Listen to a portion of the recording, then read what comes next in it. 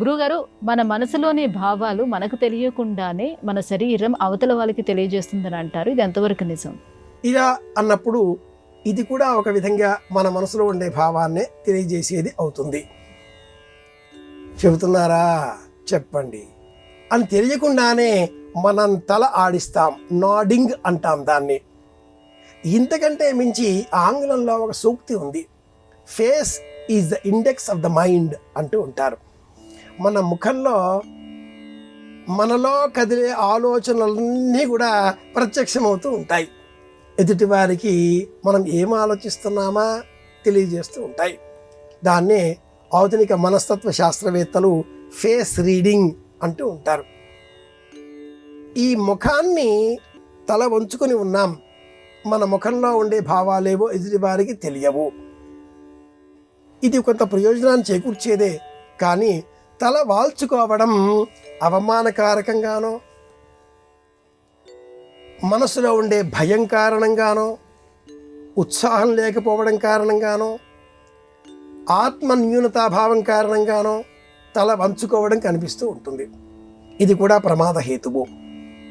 మన శరీరం, కన్నులు, దేహంలో ఉండే సమస్త అవయవాలు మన మనసులో ఉండే ఆలోచనలను ఎదుటివారికి తెలియజేస్తూ ఉంటాయి. మాట్లాడే సమయంలో కానీ, ఆలోచనలు చేసే సమయంలో కానీ కన్నురెప్పలు కదల్చకుండా, చేతులు కదల్చకుండా, కనీసం భుజాలు కూడా కదల్చకుండా ఏదైనా ఒక్క మాట మాట్లాడి చూడండి. అమ్మ, ఆకలి వేస్తుంది, అన్నం పెట్టు.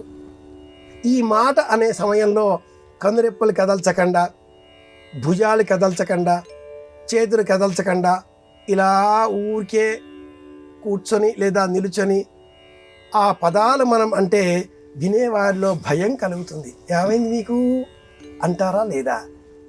అంటే మన మనసులో మెదిలే ఆలోచనలను ఎదుటివారికి చెప్పడం కోసం అంగ విన్యాసం, శారీరక కదలికలు తప్పనిసరి.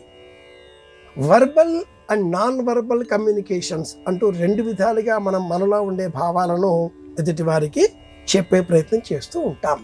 ఇది నాన్ వర్బల్ కమ్యూనికేషన్స్ కింద వస్తుంది.